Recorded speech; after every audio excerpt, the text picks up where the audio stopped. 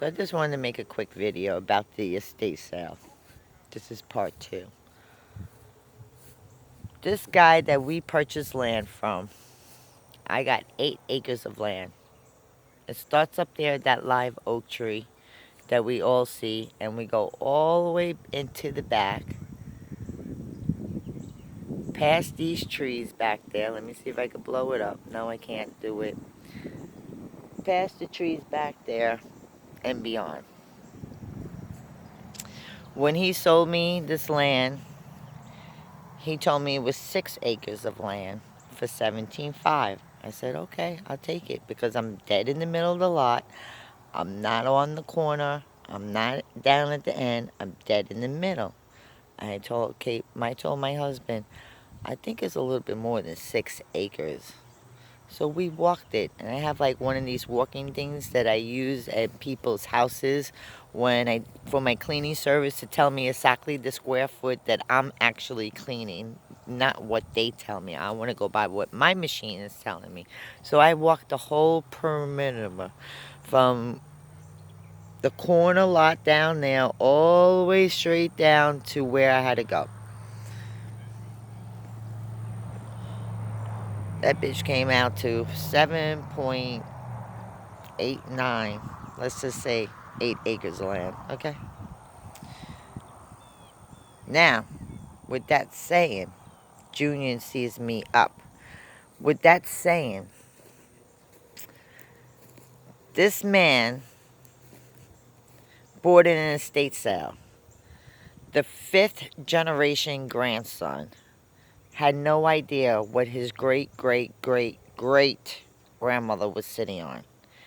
The way it is here in this little area, generations own the house. So if I die, then it goes to my kids, it goes to my kids' kids, kids, kids, kids, kids, kids, kids, kids.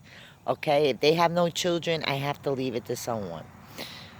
With that said, this woman sat on over $1 million worth of land that nobody knew.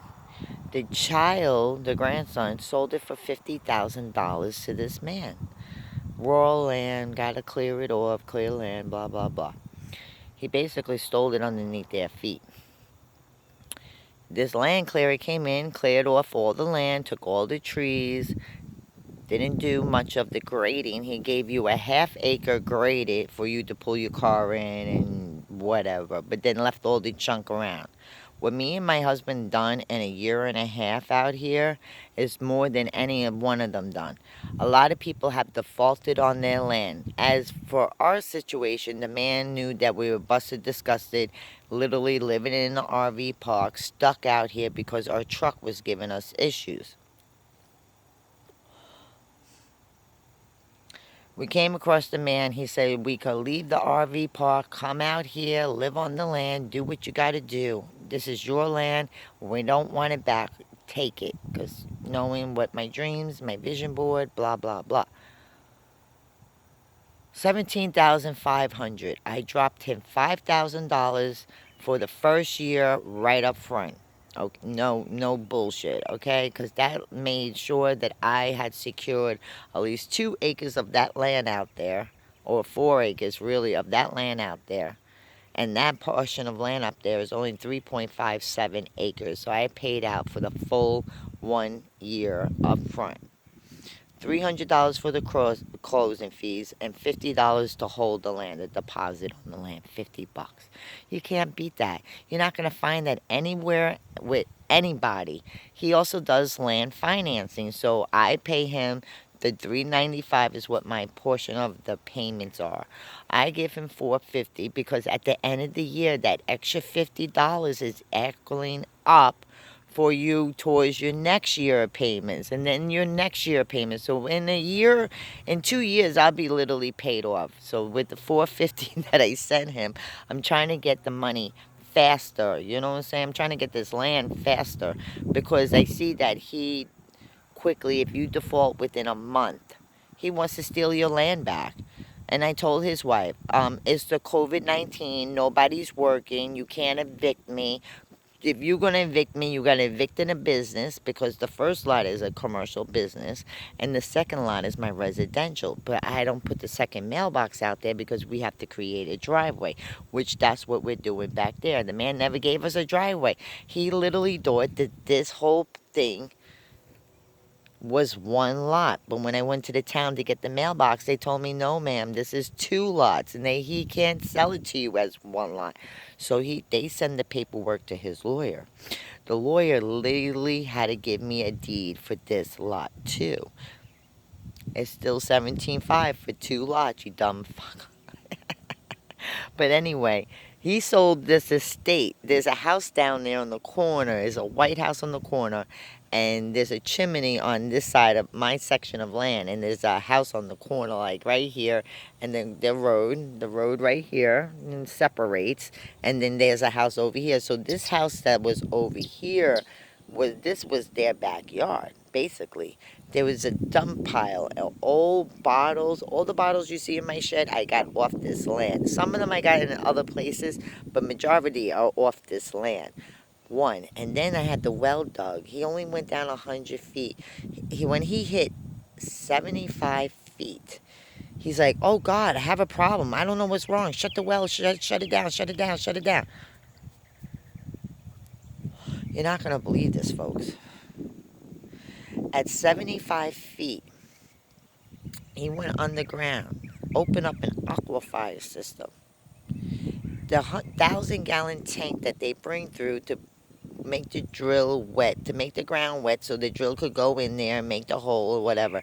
It's whatever on the ground sucked all the water out of his tank. He had to shut down. He's like, I have to go home and I have to go back to the business and refill this tank up. I need water to pump your well. If I don't have water, something on the ground sucked it out. 100 feet below us, there's water running. A clear mineral spring. I think I'm going to name it Blue Moon Mineral Spring Water from Midville, Georgia. Don't tell anybody. It'll probably be in 5 years.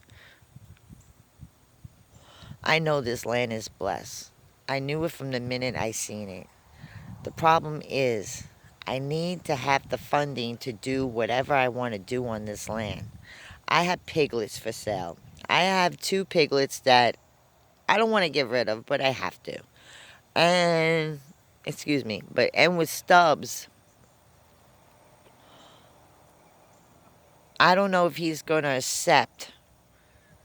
I think I'm going to get me a whole set of those 12 piglets and put them in there with Stubbs. Okay? And then if he doesn't accumulate with them, he'll have to come out of that pen and go to his own pen.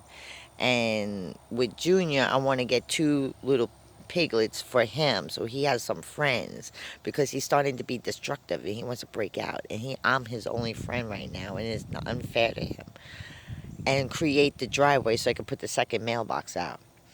But this estate sale, this man made money, and he charges 12% interest because he's doing owner's financing, which is kind of high, but I want the land. That's the problem. Now I got the water out here. Man, I'm going to be booking. I'm going to be making my winter garden, my summer garden, my spring garden, my bamboo, get that into the ground, the pigs. After this, I'm not dealing with any more of pigs. If I have to kill them, I don't want them, okay? Because I'm an animal lover, and I cannot kill an animal to eat it, okay? I could live off of vegetables and fruits. I have no problems with that. I don't want to deal with this. This is not something that I want to be involved in anymore. And probably maybe get a horse, I have some kind of some kind of creatures out here. But if I have to kill an animal to eat it, I don't do that. Not on my homestead.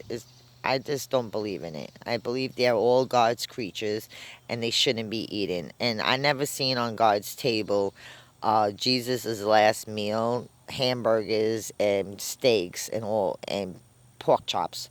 I never seen it. All I seen on his table was bread, wine, water, fruits and vegetables. That's what you're supposed to eat, not be eating animals. A white man told you all's a lie, and you alls ran with it. So I'm gonna leave it to that point. I'm not gonna talk about that no more. But with this estate sale, the people in the corner for me, my husband's cousin, she got that corner lot for $35,000. Her payments a month are like $500. Why? Because it's a corner lot. He didn't clear it off. He just clear cut it. He told us he wasn't. We would have no neighbors. That was going to be a barrier island. He wasn't going to sell it. 2 weeks, 2 months later, he sold it to his cousin. No, I didn't. I should have defaulted that at that time, but I was already 2 months in payments, and I already dropped him to $5,000. Yeah, I'm not gonna get that 5 grand back. I'm not gonna get the $300 back from closing. I'm not gonna get the $50 for the deposit. And I'm sure I'm not gonna get back what I just dropped for the going on our first year. It'd be our second year of payments, but the first year with him, you know what I'm saying? Because I dropped that 5 grand. You got to remember that 5 grand is right here. Now I'm right here, and this year I'm gonna be right here, and next year I'll be owning all this. This is my ultimate goal, to own all this land. Right now I'm on my residential. I got that water tank in the ground. I ran me a hose. It's up to 288. Then I have me a connector hose that runs me to my RV. Everything I do here is off-grid. My toilets are off-grid. They're composting toilets. All you got to do is take it, put it in your bag, and take it to the burn pile, and well, you could burn it or save it in compost and make human manure for your gardens and stuff. But I'm definitely going to have me like a horse or two. I think I'm about rescuing 2 horses. They're like $500 to $1,000. I'm going to think about getting that done. And definitely, if I like to keep Junior, but pigs eventually die, and then they rot meat in your backyard, and it's a waste of an animal. But I can't kill my animals. I can't shoot them in the head. I can't do it. It's just not my forte. If I had someone take him to the processing center and let them do it, that's fine. That he's not going to see me doing it to him. No, I don't want that to ever happen. But this will be all mine. I hope you all have a great day. From Green Steel USA, LLC. Ciao.